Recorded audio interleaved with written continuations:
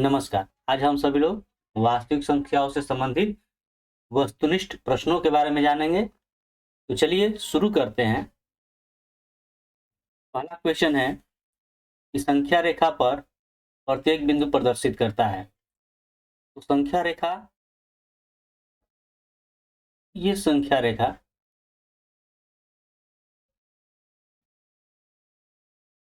Normally संख्या रेखा को हम ऐसे प्रदर्शित करते हैं, लेकिन संख्या रेखा जो होता है इस पर सभी संख्याएं होती हैं। ये संख्या रेखा जो है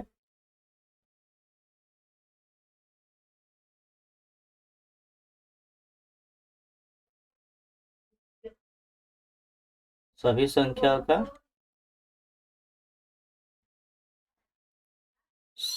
समूह होता है, ठीक है।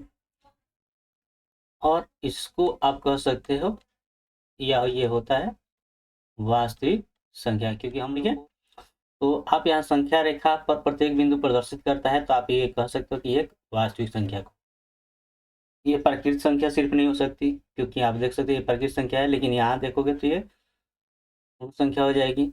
इसके अलावा ये आप यहाँ पाओगे ये पूर्णांक भी हो जाएगा। ये यहाँ से देखोगे, यहाँ से अगर ये जाते हो तो ये परिमेय संख्या भी हो जाएगी। साथ ही यह जो है अपरिमेय भी हो जाएगी, क्योंकि इनके बीच अपरिमेय संख्याओं का भी समूह होता है, ठीक है। तो आपका आंसर हो जाएगा एक वास्तविक संख्या। चलिए देखते हैं नेक्स्ट क्वेश्चन। दूसरा क्वेश्चन है, क्या सभी वास्तविक संख्या एक परिमेय संख्या है? तो अभी आपने इस क्वेश्चन के माध्यम से आपने जाना था कि सभी जो वास्तविक संख्याएं हैं क्या है, सभी वास्तविक संख्या एक परिमेय संख्या नहीं है। ये जो संख्या है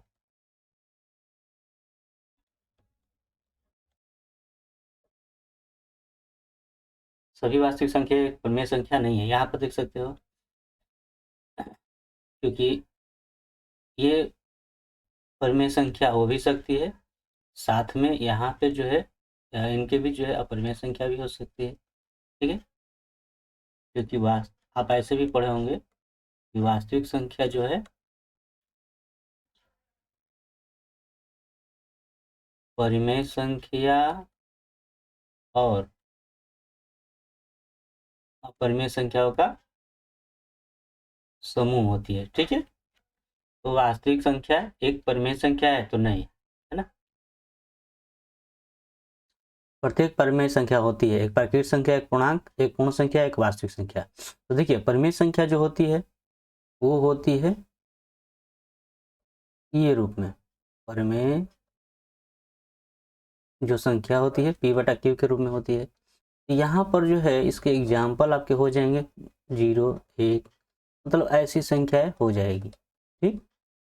तो आप यहाँ पर पाएंगे क्या ये प्राकृतिक संख्या है, ये प्राकृतिक संख्या है नहीं है, तो ये नहीं होगा। अब ये पूर्ण संख्या, क्या ये पूर्ण संख्या है नहीं है, ठीक, तो ये भी नहीं होगा। एक पूर्णांक है, तो पूर्णांक जो है पूर्णांक भी तो ये नहीं है, चलिए ये भी नहीं है। अब बचता है ये वास्तविक संख्या, ठीक। तो यही आपका जो है आपका आंसर हो जाएगा। सीधी सी बात है कि आप पहले भी पढ़े हो कि वास्तविक संख्या जो है वो परिमेय और अपरिमेय का समूह होता है, ठीक है। तो ये आपका जो है आंसर हो जाएगा एक वास्तविक संख्या। चलिए अगले क्वेश्चन की ओर देखते हैं। यदि n एक प्राकृतिक संख्या है तब कर्ण n क्या है? n एक प्राकृतिक संख्या, तो प्राकृतिक संख्या क्या होती है? एक से लेकर अनंत तक की जो संख्याएं होती है वो प्राकृतिक संख्या होती है। तो n, अब इसको अगर हम लेते हैं, देखिए एक का वर्गमूल क्या हो जाएगा? एक। अब इसी तरह से अगर दो का हम लेंगे, दो को, तो ये यहीं रह जाएगा, ठीक है। तीन का अगर करते हैं, चार का, ठीक। तो ऐसे ही अब यहाँ से देखिए हमेशा प्राकृतिक संख्या, क्या ये प्राकृतिक संख्या है? ये प्राकृतिक संख्या है नहीं है, ठीक, ये नहीं होगा। हमेशा अपरिमेय संख्या, तो देखिए क्या ये अपरिमेय संख्या है? नहीं है, ये भी नहीं होगा। हमेशा परिमेय संख्या, ये परिमेय संख्या है? नहीं है, तो ये भी नहीं होगा। तो कभी प्राकृत संख्या है और कभी क्या है? अपरिमेय संख्या। तो ये आपका क्वेश्चन जो है इसका आंसर हो जाएगा डी, कभी प्राकृत संख्या कभी अपरिमेय संख्या। आप देख भी रहे हो ये प्राकृत संख्या है और ये अपरिमेय संख्या है। ठीक है, चलिए अगले क्वेश्चन की ओर चलते हैं। निम्नलिखित में कौन सा कथन सही है या सत्य है? दो अपरिमेय संख्या का गुणनफल हमेशा अपरिमेय होता है। दो अपरिमेय संख्या का गुणनफल हमेशा अपरिमेय होता है। चलिए, दो अपरिमेय संख्या है, इनका गुणनफल अगर करेंगे तो ये क्या हो जाएगा? 2। ठीक, तो हमेशा तो अपरिमेय नहीं होता, यानी ये आपका गलत हो गया। एक परिमेय और एक अपरिमेय संख्या का गुणनफल हमेशा अपरिमेय होता है। तो एक परिमेय ले लेते हैं और एक ले लेते हैं अपरिमेय। तो इस स्थिति में ये हमेशा जो है अपरिमेय ही होना है। ठीक है, क्योंकि अपरिमेय और परिमेय का गुणनफल हमेशा अपरिमेय होगा, ये सत्य है।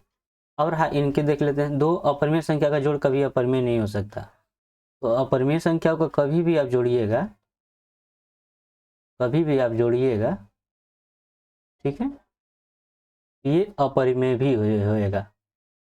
ध्यान रखिएगा कि दो अपरिमेय संख्याओं को कभी भी जोड़िएगा तो अपरिमेय, घटाइएगा तो भी अपरिमेय होगा। तो ये आपका जो है गलत है। एक पूर्णांक तथा एक अपरिमेय संख्या जोड़ कभी पूर्णांक नहीं होगा।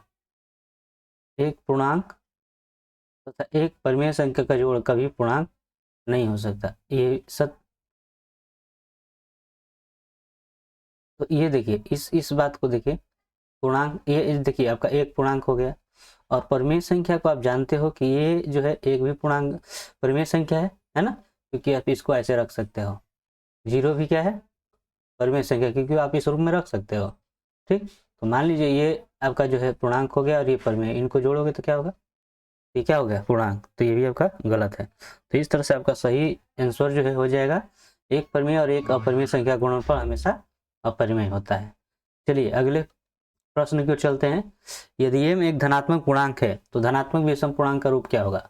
तो धनात्मक विषम पूर्णांक का रूप जो है हमेशा उनका जो शेषफल जो रहेगा वो ये जो शेषफल आप जो देख रहे हो ये शेषफल है। आप जानते हो यूक्लिड विभाजन एल्गोरिथ्म a बराबर बी क्यू प्लस आर। ठीक, तो ये जो शेषफल है, ये जो है शेषफल, अगर ये विषम संख्या है तो विषम पूर्णांक, अगर ये सम है तो सम पूर्णांक। तो यहाँ पर देखिए धनात्मक पूर्णांक है तो धनात्मक विषम पूर्णांक का रूप क्या होगा? तो ये वाला हो जाएगा। ठीक है, क्यों? क्योंकि ये विषम संख्या है एक। ठीक है, चलिए अगला क्वेश्चन की ओर चलते हैं। यदि q एक धनात्मक पूर्णांक है तो निम्नलिखित में कौन धनात्मक विषम पूर्णांक नहीं है? तो जैसे मैंने बताया कि शेष जो है, शेष अगर विषम है तो विषम पूर्णांक, अगर सम है तो सम पूर्णांक। ठीक है, तो यहाँ पर देखिए ये विषम है तो विषम पूर्णांक, ये भी विषम है, ये भी विषम है, तो ये विषम पूर्णांक हो गया।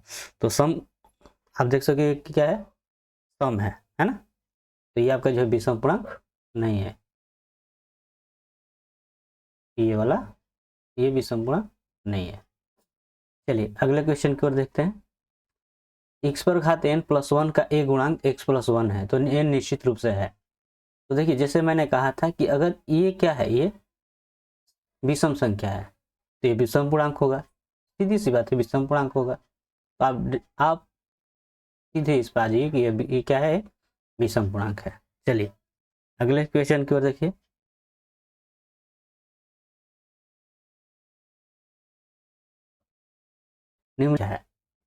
निम्नलिखित में कौन अभाज्य संख्या है? तो अभाज्य संख्या क्या होती है? जो एक और स्वयं से कटे। देखिए एक और स्वयं से, ये 127 से तो कटेगा ही, देखिए 3 से भी कट जा रहा है ना, ये नहीं होगा। ये 5 से 7 से कट जा रहा है तो ये भी नहीं होगा। ये देखिए 13 1 से कटेगा और 13 से कटेगा, और किससे नहीं कटेगा, तो ये अभाज्य संख्या हो गया। ठीक है, अब ये तो देखिए सम संख्या तो ऐसे ही 2 से कट जाना है, अब यहाँ पर देखिए कौन अभाज्य संख्या ये भी है, तो 13 7 91, ये 7 से कट जाना है, मतलब एक और स्वयं के अलावे अगर दूसरी संख्या से कटे वो अभाज्य संख्या होती है, ये भी नहीं होना है। ठीक है, अब ये देखिए 213, अब इसको कैसे जानेंगे, थोड़ी बड़ी संख्या हो गई, तो अब देखिए इसको आप पहले पढ़े होंगे, 3 से कटने वाली संख्या है, इनको आप जोड़ सकते हो, 2 1 3 3 6, यानी ये 3 से कट जाएगी। ठीक है, ऐसे भाग भी कर सकते हो, 3 7 21, 3 कम 3 हो जाएगा। ये देखिए अब ये 41 है, ये देखिए ये आप यहाँ पर 41 क्या है, अभाज्य संख्या है। ठीक है, अब इसको अगर चेक करना चाहो तो आप देख सकते हो 5 और 1 जोड़ोगे तो आप 6 हो जाएगा, यानी कि ये 3 से कट जाएगा। ठीक है, तो ये अभाज्य संख्या नहीं होगी। ये अगला देख लीजिए, निम्नलिखित में कौन अभाज्य संख्या है, तो देखिए ये 3 से कट जाना है, ये 23 क्या कटेगा, नहीं कटेगा, 1 और 23 से ही, तो कहा जा रहा है कि एक और अभाज्य संख्या क्या होती है, जो एक और स्वयं से घटे, जो एक और स्वयं से घटे, तो यहाँ से 23 जो है अभाज्य संख्या हो जाएगी। ये तो 3 से भी कट जाना है, 5 से कट जाना है, 3 से कट जाना है, ये तो ये अभाज्य संख्या नहीं होगी। चलते हैं अगले क्वेश्चन की ओर। सबसे छोटी अभाज्य संख्या और सबसे छोटी भाज्य संख्या का गुणनफल क्या होगा, तो सबसे छोटी अभाज्य संख्या, देखिए तो सबसे छोटी अभाज्य संख्या, आप जानते हो कि अभाज्य संख्या शुरू कहाँ से होती है, 2 से, 2 3 5 7 11 13 17 19। ठीक है, तो सबसे छोटी अभाज्य कौन हो गई, 2 हो गई, और सबसे छोटी भाज्य संख्या, अब सबसे छोटी अगर भाज्य संख्या की अगर बात करते हैं, ये 4 से शुरू होती है भाज्य संख्या, जो एक और स्वयं के अलावा दूसरे से भी अगर घटती हो वे भाज्य संख्या होती है। ठीक है, तो देखिए इसका जो है 2 हो गया और इसका हो गया 4, इनका गुणनफल करोगे तो 2 चौका 8, ये आपका आंसर हो जाएगा। निम्नलिखित में कौन अभाज्य संख्या, ये आपका जो है आप ये 29 हो जाएगा, क्योंकि 25 जो है कट जाना है 5 से, ये 4 से कट जाएगा, ये 3 से कट जाएगा। ठीक है, चलते हैं अगले क्वेश्चन की ओर। निम्नलिखित में कौन अभाज्य संख्या है, फिर वही तो कहा जा रहा है, हमेशा बताया जा रहा है कि अभाज्य संख्या क्या होती है, जो एक से और अपने से कटे। देखिए 2 से भी 3 से कट जाएगा तो ये नहीं होगा, ये 3 से कट जाएगा, ये 3 5 से कट जाएगा, तो ये क्या हो गया, ये अभाज्य संख्या है। दो अपरिमेय संख्या के बीच कितनी परिमेय संख्याएं हो सकती है, तो दो परिमेय संख्याओं के बीच, कोई भी दो परिमेय संख्या हो उनके बीच ये संख्या जो आप याद करेंगे इनके बीच, तो अनगिनत होगी, इसकी कोई सीमा नहीं है, अनगिनत होगी यानी अनंत। ठीक है, चलिए अगले क्वेश्चन की ओर चलते हैं। निम्नलिखित में कौन अपरिमेय संख्या है, अपरिमेय संख्या जिनका जो है सामान्यतः अगर वर्गमूल निकाले तो पूर्ण संख्या में न हो। देखिए 17 ये अपरिमेय संख्या हो जाएगा, क्योंकि 4 का तो वर्गमूल निकल जाना है, 100 का जो है 10 हो जाएगा, ये 16 25 का 4 और 5। ठीक, तो ये जो है अपरिमेय संख्या नहीं है, लेकिन 17 का वर्गमूल जो है पूर्ण संख्या नहीं होगा, तो ये आपका अपरिमेय संख्या हो जाएगा। निम्नलिखित में कौन परिमेय संख्या है, तो यहाँ पर देखिए 1 का 1, ये 144 का हो जाएगा 12, तो ये आपका हो गया परिमेय संख्या। ठीक है, इसको देख चेक कर सकते हो, 0 ये 50 से कटाओगे तो ये 10 बार में कट जाएगा, तो 10 का जो है वर्गमूल अगर आप निकालिएगा तो पूर्ण संख्या नहीं होगा, 32 का भी नहीं होगा, आइए तो ऐसे भी परिमेय परिमेय का जो होगा तो अपरिमेय संख्या ही होगी, आपका आंसर हो जाएगा।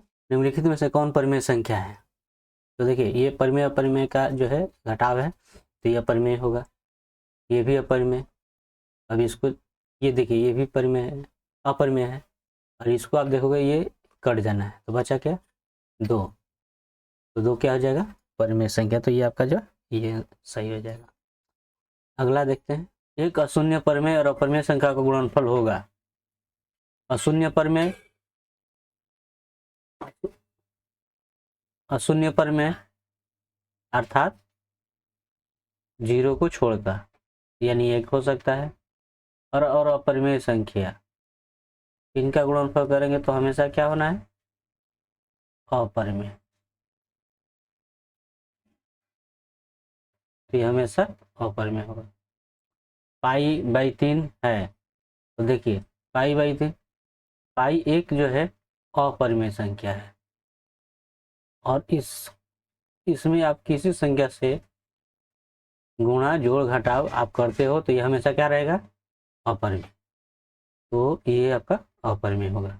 क्वेश्चन, किसी पूर्णांक m के लिए सम संख्या का रूप है, तो पहले भी बताया गया है कि सम संख्या यानी कि उसका जो शेषफल है ये हमेशा, अगर सम संख्या है तो सम पूर्णांक, अगर विषम संख्या है तो विषम पूर्णांक। तो देखिए ये सम है, तो ये आपका ठीक। चलिए यहाँ पर पूछ रहा है किसी पूर्णांक m के लिए सम संख्या का रूप है, तो अगर यहाँ पर ये शेषफल जो है अगर सम होता है तो सामान्यतः आपका ये क्या हो जाना है, सम। अगर विषम है तो विषम, तो यहाँ पर देखिए ये विषम है तो ये ऐसे नहीं होगा, लेकिन यहाँ पर आप पा रहे हो कि क्या है, सम है। लेकिन ये संख्या अगर मान लीजिए पूर्णांक अगर 0 है तब तो ये ठीक है, लेकिन अगर 1 हुआ तो 1 2 3 हो जाएगा, तो ये क्या हो जाएगा, विषम हो जाएगा। तो उस स्थिति में यहाँ 2 का गुना, यानी हमेशा 2 से कटने वाली संख्या का गुणनफल होना चाहिए, और साथ में यहाँ पर कुछ नहीं तो क्या हो जाएगा, 0। ये जो है सम संख्या के तहत आता है, शेषफल 0 हो या 2 से कटने वाली संख्याएं हो तो वो सम संख्या का रूप होता है। तो आपका जो है ये सी सही हो जाएगा। निम्न में से कौन सा अपरिमेय नहीं है, तो यहाँ पर देखिए इसका 8 हो जाएगा, 81 का 9, ये परिमेय हो गया, तो यही आपका हो जाएगा। बाकी ये बाकी सब क्या है, अपरिमेय है। ये देखिए 4 माइनस करनी 3 है, ये परिमेय अपरिमेय का घटाव है, तो ये हमेशा क्या होगा, अपरिमेय। निम्न में कौन अपरिमेय संख्या है, अब देखिए इसका वर्गमूल निकालिए 6, इसका हो जाएगा 8, ये 1 का वर्गमूल 1 और ये इसका 81 का 9, ये देखिए इसका वर्गमूल समान है, तो ये आपका अपरिमेय संख्या हो जाएगा। ठीक है, चलते हैं अगले क्वेश्चन की ओर। पाई है, तो जैसा बताया गया कि पाई हमेशा क्या है, अपरिमेय संख्या, इसके साथ अगर जोड़ घटाव अगर कुछ भी हो तो ये हमेशा क्या होगा, अपरिमेय। अब ये है 22/7। अब देखिए आपको बताया जाता है कि पाई बराबर 22/7 होता है, तो ये जो है लगभग में मान होता है। ठीक है, ये इसका लगभग मान है, न कि इसका एक्यूरेट मान जो है 22/7 है। तो इस हिसाब से ये पाई जो है अपरिमेय संख्या, तो यहाँ 22/7 क्या होना है, अपरिमेय नहीं होगा, परिमेय होगा, ध्यान रखिएगा। निम्नलिखित में कौन अपरिमेय, निम्नलिखित में कौन अपरिमेय संख्या नहीं है, 7 अपरिमेय है, ये भी आपका परिमेय है, ये भी अपरिमेय है। अब इसको भी देखिए, तो ये भी तो करने में है, लेकिन इसको थोड़ा हल करके देख लेते हैं। ये क्या हो जाएगा, 25 या 75। ठीक, इसको अगर आप करोगे 16 या 48, तो 5 का वर्गमूल तो 5 संभव है, ये कर्ण 3 हो जाएगा। ये जो है 16 का जो है 4 और ये कर्ण 3 हो जाएगा, तो कर्ण 3 कट गया, तो 5 बटा क्या हो जाएगा, 4। ठीक, तो ये जो है अपरिमेय संख्या नहीं है, यही आपका आंसर हो जाएगा। कर्ण 3 और कर्ण 5 है, तो कर्ण 3 और 5 क्या है, अपरिमेय संख्या। चलिए अगला क्वेश्चन देखते हैं।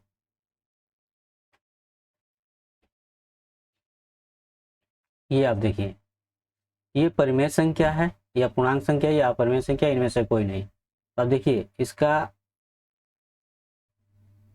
ये अनवसानी अनावर्ती है, तो अनवसानी अनावर्ती जो होता है वो हमेशा जो है अपरिमेय संख्या होता है, और जो शांत या अशांत आवर्ती होता है वो परिमेय होता है। इस बात को ध्यान में रखिएगा। ये देखिए ये क्या है, 12 को आप करोगे तो 3 गुणे 4 हो जाएगा। ठीक है, ये कट जाना है, और 4 का वर्गमूल क्या हो जाएगा, 2, ये परिमेय संख्या हो जाएगा। ठीक, ये परिमेय और परिमेय का घटाव है, तो ये हमेशा क्या होगा, अपरिमेय संख्या।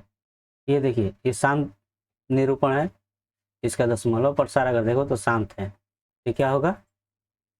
परिमेय संख्या। यहाँ पर देखिए ये शांत नहीं है, अशांत है, लेकिन ये आवर्ती है, एक ही चीज बार बार आ रहा है, तो ये भी क्या हो जाएगा?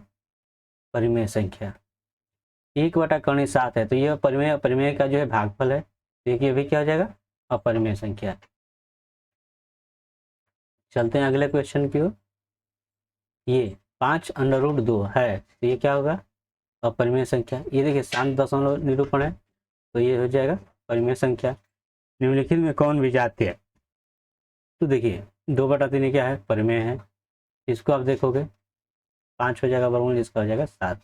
ये भी परिमेय है, ये भी परिमेय है, तो ये परिमेय नहीं है, तो ये आपका विजातीय हो गया। निम्न में कौन परिमेय है? देखिए ये पाई जो है अपरिमेय है, ये अपरिमेय है। इसको देखिए ये भी अपरिमेय है, तो परिमेय, इसको चेक कर लेते हैं 4/5, ये आपका हो जाएगा परिमेय संख्या। चलते हैं अगले क्वेश्चन की ओर। निम्न में कौन अलग है? अलग देखिए 3/5 ये परिमेय है, इसका वर्गमूल देखते हैं, ये 4/2 हो जाएगा। ये भी परिमेय, ये भी परिमेय, ये परिमेय नहीं है, तो ये आपका अलग हो जाएगा। 2 तथा 2.5 के बीच अपरिमेय संख्या है। तो इनके बीच देखिए ध्यान रखिएगा, 1 का जो है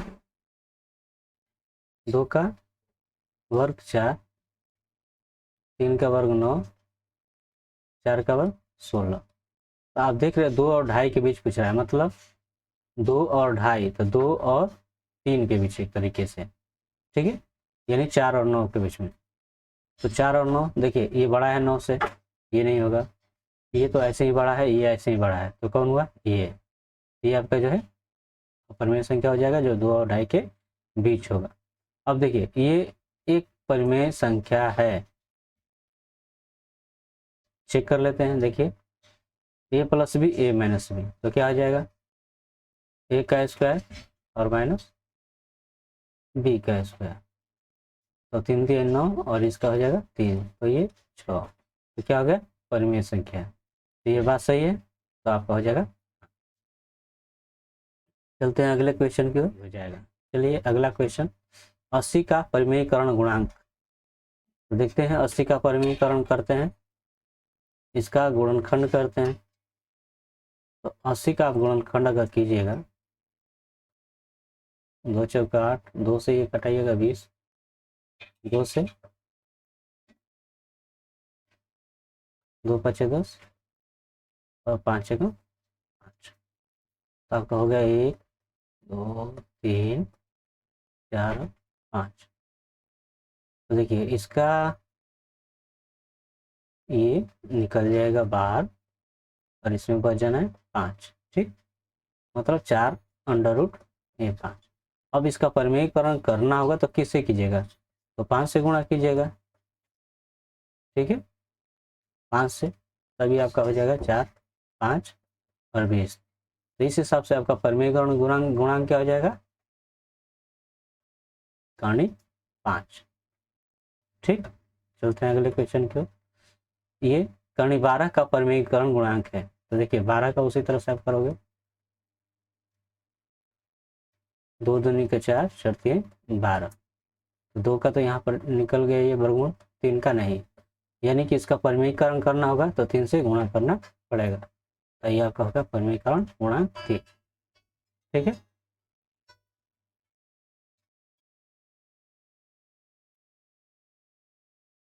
तो ये रहा वास्तविक संख्याओं से संबंधित कुछ महत्वपूर्ण क्वेश्चन, और बाकी क्वेश्चनों को देखेंगे अगले पार्ट में।